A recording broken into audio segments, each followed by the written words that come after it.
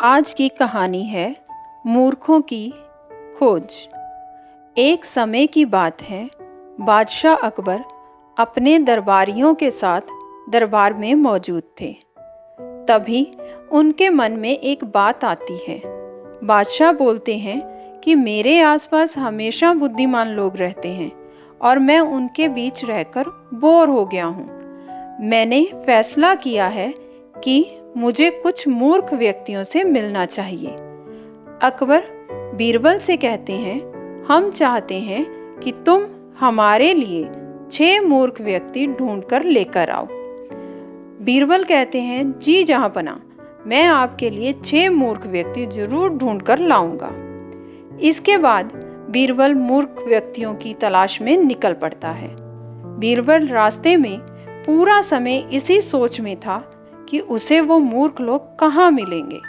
तभी उसे गधे पर बैठा एक आदमी दिखाई देता है जो सर पर घास की गठड़ी रखे हुए था। बीरबल ने तुरंत घोड़ा रोका और उससे उसकी पहचान पूछने लगा।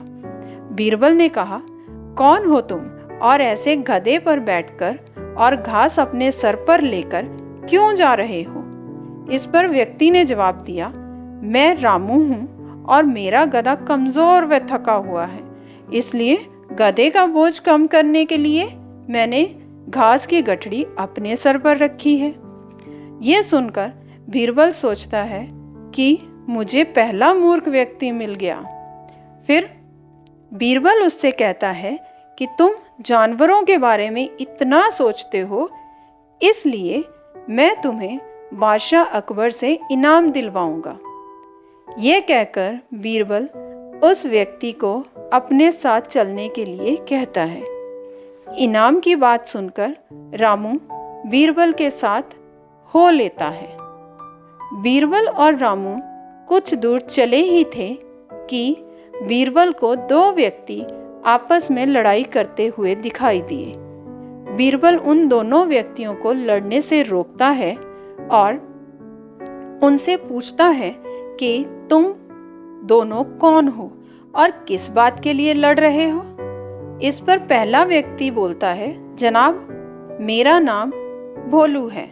और दूसरा व्यक्ति कहता है, और मेरा मोटू है। मोटू कहता है, जनाब मुझे भोलू कहता है कि इसके पास शेर है जिसे वो मेरी गाय के शिकार के लिए छोड़ेगा।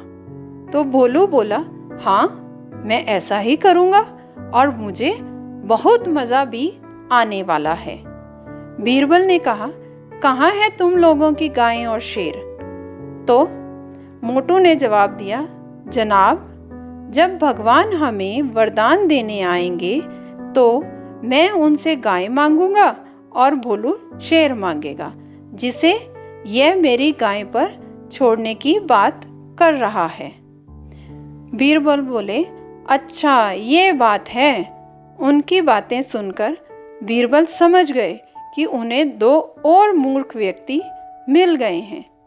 बीरबल इनाम की बात कहकर उन्हें भी अपने साथ ले लेता है। कुछ दूर चले ही थे कि बीरबल को एक व्यक्ति दिखाई देता है जो कुछ ढूंढ रहा है। बीरबल उसके पास जाकर पूछता है कि आप क्या ढूंढ रहे हैं?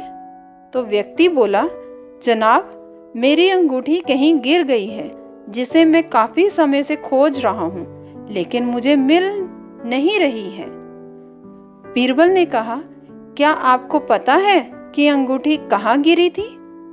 इस पर व्यक्ति बोला, दरअसल मेरी अंगूठी यहाँ से दूर उस पेड़ के पास गिरी थी, लेकिन वहाँ अंधेरा होने के कारण मैं यहाँ उसे ढूंढ रहा हूँ।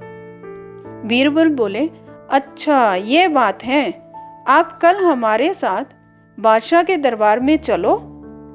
मैं बादशाह अकबर से आपको दूसरी अंगूठी देने के लिए कहूँगा। व्यक्ति खुश होकर, अच्छा ठीक है फिर। अगले दिन सुबह बीरबल दरबार में उन 4 मूर्खों को लेकर पहुँचता है। बीरबल बोले, बादशाह अकबर मैं आपके कहे अनुसार मूर्ख व्यक्तियों को ढूंढकर ले आया हूँ। अकबर ने कहा, बीरबल तुमने तो एक ही दिन में मूर्ख व्यक्ति ढूंढ लिए, लेकिन तुम यकीन से कैसे कह सकते हो कि ये व्यक्ति मूर्ख हैं? बीरबल ने बादशाह से सारी बातें बताई। फिर अकबर कहते हैं कि ये तो केवल 4 ही लोग हैं, बाकी के 2 मूर्ख कहाँ हैं? तो बीरबल ने कहा, जहां पना यहाँ पर 6 मूर्ख व्यक्ति हैं। अकबर बोले, यहाँ कहाँ हैं और कौन है, हमें भी बताओ। तो बीरबल ने कहा, जहां पना एक तो मैं स्वयं हूं। तो अकबर बोले, तुम मूर्ख कैसे हो? बीरबल ने जवाब दिया, मैं इसलिए मूर्ख हूं क्योंकि मैं इन मूर्खों को खोज कर लाया। फिर अकबर हंसने लगे और कहते हैं कि मैं समझ गया कि दूसरा मूर्ख कौन है, पर मैं तुमसे सुनना चाहता हूं। तो बीरबल ने जवाब दिया, दूसरे मूर्ख आप हैं जहांपना, जो आपने मुझे मूर्ख व्यक्तियों को लाने के लिए कहा। बीरबल की बातें सुनकर अकबर उसकी प्रशंसा करने लगते हैं और कहते हैं कि बीरबल के पास हर सवाल का जवाब होता है। तो इस कहानी से हमें ये सीख मिलती है कि दिमाग और चतुराई से हर मुश्किल काम आसान हो सकता है, लेकिन ऐसे कामों में अपना कीमती समय व्यर्थ नहीं करना चाहिए जिसका कोई मतलब ना हो। अगर आपको मेरी कहानी पसंद आई तो प्लीज़ लाइक करें। आपका बहुत बहुत धन्यवाद।